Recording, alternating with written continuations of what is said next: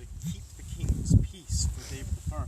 Because in 1130 there was an uprising of the men of Moray, and this was very much a reaction against this sort of modernizing process.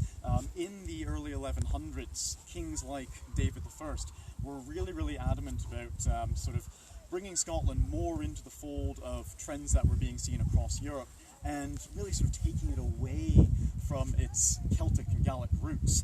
So as you can imagine, that saw a lot of local resistance. So if you were a knight coming here, you could expect a hostile reaction, because the general people in the area would not have wanted to see a castle being built. It was a symbol of invasion and of a different way of life that they would not have welcomed. So there was this big rising in 1130, led by a man named Angus, and he was a descendant of Macbeth.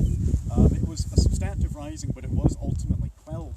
And so David I realised, right, he's got a bit of a problem on his hands up in Moray, from his perspective anyway, and he sent a lot of these knights north to build these castles, and these castles were basically points of control.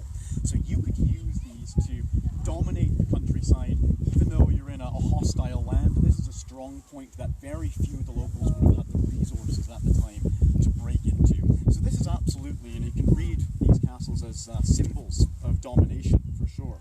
And we're talking about David I. I mean, he's one of the most important kings in Scottish history. If it wasn't for Robert the Bruce coming along 200 odd years later, we'd be talking about him as probably the greatest king that Scotland's seen, because of a lot of the things he did to sort of bring the country up to date. But again, it depends on your perspective. If you were one of these men of Moray, you would absolutely not have seen it that way. So Freskin was part of this sort of new wave into Scotland, and again, they built hundreds of these sites all throughout the country. And what you see is modern Bailey castles mostly being built in what you might call frontier zones of the Kingdom of Scots. Bear in mind, in the 1100s, Scotland was not like it is today in many ways, but in its actual shape as well. Of course, the north was largely controlled by the Norse still. There were huge swathes to the west, dominated by the very much independent Norse Gaels. Galloway still rose up on occasion against the King of Scots. So you actually had a much smaller, more restricted Kingdom of Scots than what we're dealing with now. So this was very much seen as a sort of fringe area from the perspective of the king, who would be operating in places like Stirling and Perth. So if trouble flared up, here's a castle to be able to put that at bay. And when Freskin built it, he built this huge mound. So that is a completely artificial mound.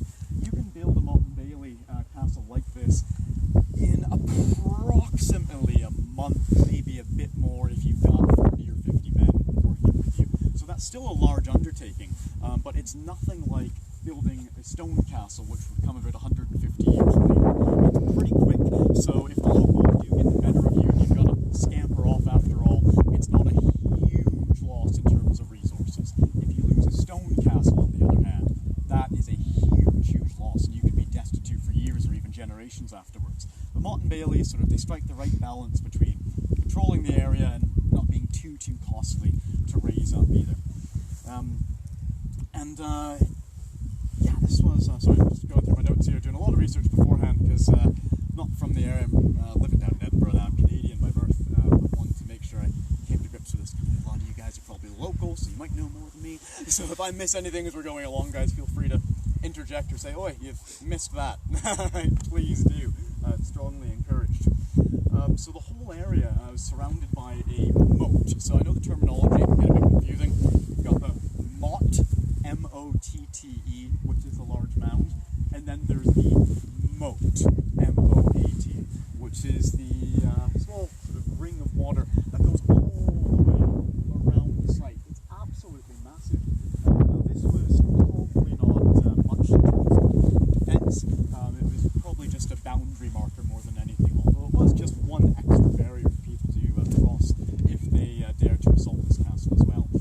We've got natural defences here too. I mean, a lot of drainage has occurred in the last 3 centuries, but this is an area known as the Lake of Moray, and basically it's a floodplain.